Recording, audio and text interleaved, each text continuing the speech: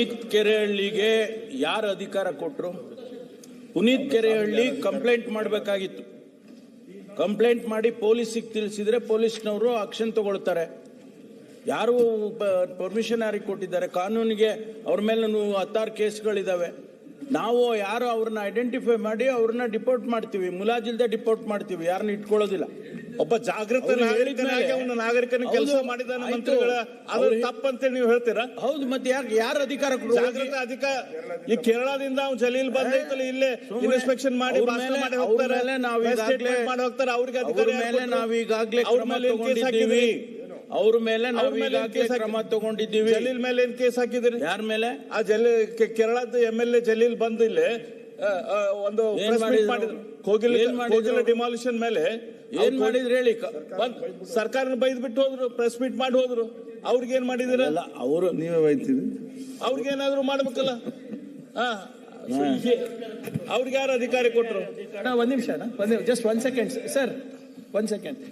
ಮಾನ್ಯ ಅಧ್ಯಕ್ಷರೇ, ಮೊನ್ನೆ ಈ ಚುನಾವಣೆ ಅಕ್ರಮದ ಬಗ್ಗೆ ಮಹದೇವಪುರದ ಒಂದು ಸಂಪೂರ್ಣವಾಗಿ ನಾವು ರಿಪೋರ್ಟ್ ಮಾಡಿದ್ವಿ ಅಧ್ಯಕ್ಷರೇ.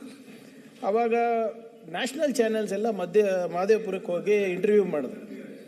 ಇಂಟರ್ವ್ಯೂ ಮಾಡಿದ್ಮೇಲೆ ಅಲ್ಲಿ ಕೆಲವು ಸಾರ್ವಜನಿಕರು ಇಂಟರ್ವ್ಯೂ ಕೊಟ್ಟರು.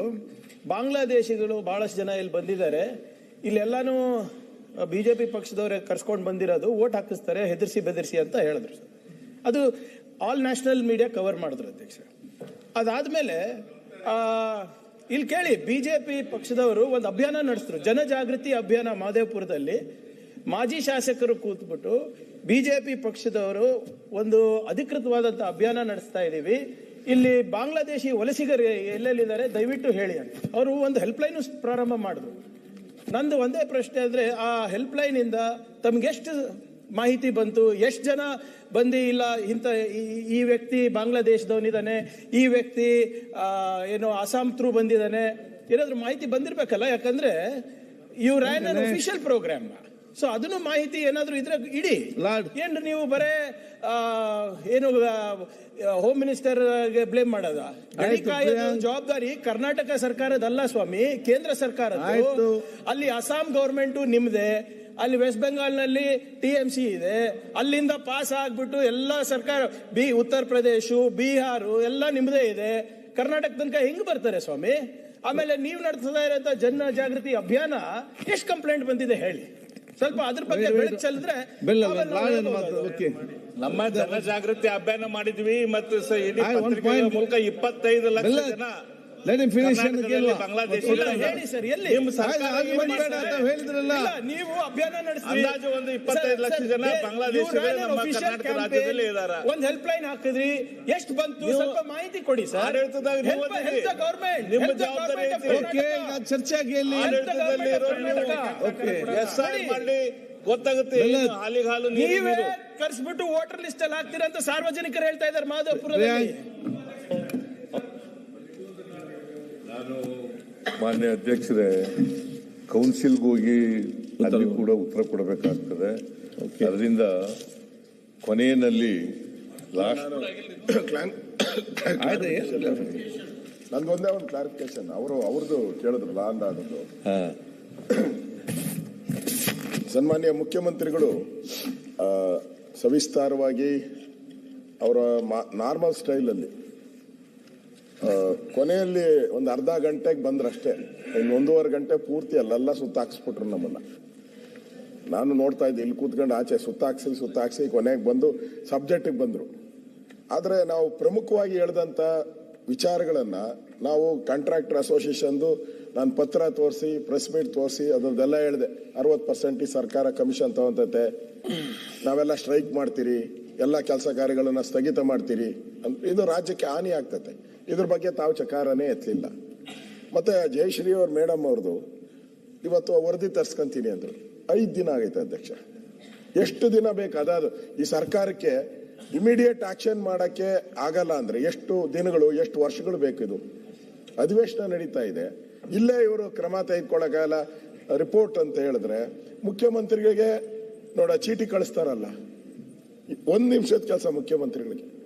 ಅಲ್ಲೇ 8 ಚೀಫ್ ಇದ್ದಾರೆ, ಅಲ್ಲೇ ಒಂದ್ ನಿಮಿಷ ತಗೊಂಡು ಸರಿ ಇದ್ರೆ ಸರಿ ಮಾಡಿ.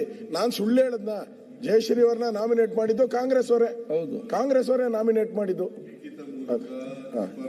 ಗತಿನಿ ನೋಡಿ, ಕೂಡ್ಲೆ ಅವ್ರ ಮೇಲೆ ನೋಡಿ ಸರ್, ತಪ್ಪು ಮಾಡಿದ್ರೆ ಅವ್ರ ಮೇಲೆ ಕ್ರಮ ತಗೊಳ್ತೇನೆ. ಕೊಟ್ರಲ್ಲ. ನೀವು ಅಲ್ಲ ಅಲ್ಲ ಅವ್ರಿಗೇನ ಪೋಸ್ಟಿಂಗ್ ಮಾಡೋವಾಗ ಏನಾನ ಸಮಥಿಂಗ್ ಆಗೈತಾ? ಇಲ್ಲ ಅಂದ್ರೆ ಯಾಕೆ ಭಯ ಬೀಳಬೇಕು? ಅದು ಹೇಳಿದ್ರಲ್ಲಿ ಲಿಖಿತವಾಗಿ ಅಲ್ಲ ಈಗ ನೋಡ್ರಿ, ನೋಡಿ, ಯಾವ ಪೋಸ್ಟಿಂಗ್ ನಲ್ಲೂ ನನ್ನ ಜೀವನದಲ್ಲಿ ಪೋಸ್ಟಿಂಗ್ ಮಾಡುವಾಗಲಿ, ಪ್ರಮೋಷನ್ ಕೊಡೋಗಾಗ್ಲಿ, ಟ್ರಾನ್ಸ್ಫರ್ ಮಾಡೋಕ್ಕಾಗ್ಲಿ ಇವತ್ತಿನವರಿಗೆ ಹಣ ತಗೊಂಡು ಗೊತ್ತಿಲ್ಲ ನನಗೆ. ಯಾವ ಅಧಿಕಾರಿ ಮೇಲೂ ಕೂಡ ನಾವು ಮುಲಾಜಿಲ್ದೇನೆ ಕ್ರಮ ತಗೋತೀವಿ. ತಪ್ಪು ಮಾಡದವರಿಗೆ ಯಾರನ್ನು ಬಿಡಲ್ಲ. ಇದನ್ನ ನಾನು ಬಹಳ ಸ್ಪಷ್ಟವಾಗಿ ಡಿಜಿ ಸಡನ್ ಆಗಿ ಇವಾಗ 5 ದಿನ ಅಲ್ಲ ಸರ್, ಬೇರೆದಾದ್ರೆ ಒಂದೇ ನಿಮಿಷಕ್ಕೆ ನಿಮ್ಗೆ ಆನ್ಸರ್ ಬಂದ್ಬಿಡುತ್ತೆ. ಎಲ್ಲಿಗೆ ಕ್ರಮ ತೆಗೆದುಕೊಳ್ಳಕ್ಕೆ 5 ದಿನ ಒಬ್ಬ ಕಲಾವಿದೆಗಾಗಿರೋ ಇದಕ್ಕೆ ಕಲಾವಿದೆ ಪದ್ಮಶ್ರೀ ಪ್ರಶಸ್ತಿ, ಪದ್ಮಶ್ರೀ ರಾಜ್ಯಸಭಾ ಸದಸ್ಯ, ಕಲಾವಿದೆ ಅನ್ನೋದು ನಿಜ. ಅವರು ಕ್ರಮ ತೆಗೆದುಕೊಳ್ಳೋಣ ಅನ್ನೋದು ನಿಜ. ಇಲ್ಲ, ಕ್ರಮ ತಗೊಳ್ತೀನಿ. ಹೇಳ್ಬಿಡಿ, ಅದಕ್ಕೆ ಏನೈತೆ ಸರ್? ಅದಕ್ಕೆ ಒಬ್ಬ ರಾಜ್ಯದ ಮುಖ್ಯಮಂತ್ರಿ ಮೆಸೇಜ್ ಹೋಗ್ತೈತೆ ಸರ್, ಮೆಸೇಜ್ ಹೋಗ್ತೈತೆ. ಏನಾನ ಈ ತರ ಮಾಡೋ ಅಧಿಕಾರಿಗಳಿಗೆ ಒಂದ್ ಶಿಕ್ಷೆ ಆಗ್ಬೇಕು. ವಿಚಾರಣೆ ಮಾಡಿ ವರದಿ ತರಿಸ್ಕೊಳ್ಳದೇನೆ ಮಾಡಕ್ ಬರಲ್ಲ. ಸರಿ, ಆಯ್ತು ಸರ್, ಮಾಡಿ. ಮಾನ್ಯ ಅಧ್ಯಕ್ಷರೇ, ಅದರಿಂದ ಸರ್ ಈ ಎಲ್ಲಾ ಪ್ರಶ್ನೆಗಳಿಗೆ ತಾವು ಉತ್ತರವನ್ನ ಕೊಡ್ಲಿಲ್ಲ.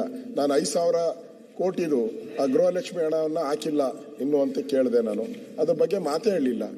ಅಲ್ಲಿ ನೋಡಿದ್ರೆ ಡಿ ಕೆ ಶಿವಕುಮಾರ್ ಹೇಳ್ತಾರೆ, ಪಾಪ ಫೈನಾನ್ಸ್ ಅವ್ರು ಕೊಟ್ಟಿಲ್ಲ ಅಂದ್ರೆ ಆ ಹೆಣ್ಮಗಳು ಏನ್ ಮಾಡ್ತಾರೆ ಅಂತ ಅವ್ರು ಹೇಳ್ತಾರೆ. ನೀವು ಕೇಳಿದ್ರೆ ನಾನು ಹಾಕ್ಬಿಟ್ಟಿದ್ದೀನಿ ಅಂತ ಹೇಳ್ತೀರಾ. ಇಲ್ಲಿ ದುಡ್ಡೆಲ್ಲ ಹೋಯ್ತು 5,000, ಅದ್ರ ಬಗ್ಗೆ ನಿಮ್ದು ಉತ್ತರ ಇಲ್ಲ. ನನ್ಗನ್ಸ್ತತೆ ಈ ಇಲ್ಲಗಳ ಸರ್ಕಾರ, ಇದು ಒಂಥರ ಇಲ್ಲಗಳ ಸರ್ಕಾರ. ನನ್ಗನ್ಸ್ತತೆ ಇದು ಏನು ಉತ್ತರಗಳು ನಮ್ಗೆ ಕೊಟ್ಟಿದ್ದಾರೆ ಅದೆಲ್ಲ ರಾಜ್ಯಪಾಲರ ಕೈಲಿ ತಪ್ಪನ್ನ ಹೇಳಿಸಿದ್ದಾರೆ. ಆದ್ರಿಂದ ಈ ಉತ್ತರಗಳು ನಮಗೆ ಸರಿ ಅನ್ಸಿಲ್ಲ, ರಾಜ್ಯದ ಜನತೆಗೆ ದ್ರೋಹ ಬಗೆತಾರೆ ಅಂತ ವಾಕೌಟ್ ಮಾಡ್ತಾ ಇದ್ದೀರಿ ಅಧ್ಯಕ್ಷ. ಇದು ವಾಕೌಟ್. ರಾಜ್ಯಪಾಲರ ಅಧ್ಯಕ್ಷರೇ, 22 ಜನವರಿ 2026ರಂದು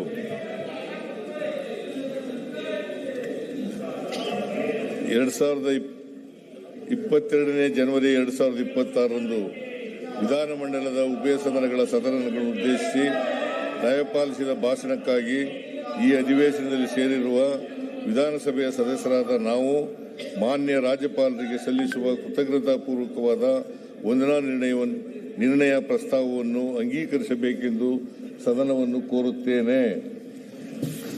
ರಾಜ್ಯಪಾಲರ ಭಾಷಣದ ಮೇಲೆ ವಂದನಾ ನಿರ್ಣಯದ ಪ್ರಸ್ತಾವವನ್ನು ಸಭೆ ಮತಕ್ಕೆ ಹಾಕುತ್ತೇನೆ.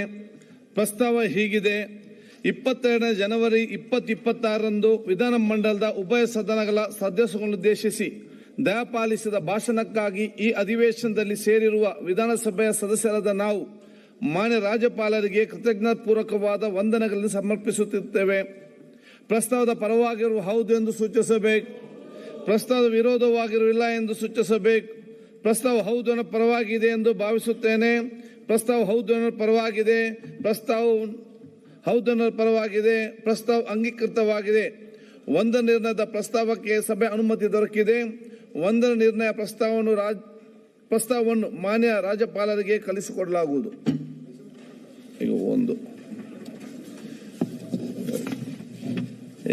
69 ಇದೆ.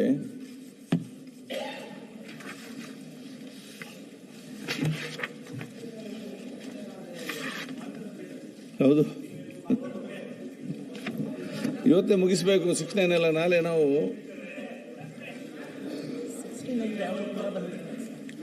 ಚರ್ಚೆ ತಗೊಳ್ಳಿಲ್ಲಲ್ಲ, ಚರ್ಚೆ ಮಾಡಿ. 69 ಹೋಯ್ತು ಅಧ್ಯಕ್ಷರೇ, ಹೋಯ್ತು. ಈಗ ಬೇರೆ ತಗೊಳ್ಳಿ, ಇದು ಗಮನ ಸೆಳೆಯೋದು ತಗೊಳ್ಳಿ. 69 ಹೋಯ್ತು. ಶಿವಲಿಂಗ ಈಗ ಅಲ್ಲ ಲೇಟಾಗಿ ಬಂದಿರಲಿಲ್ಲ.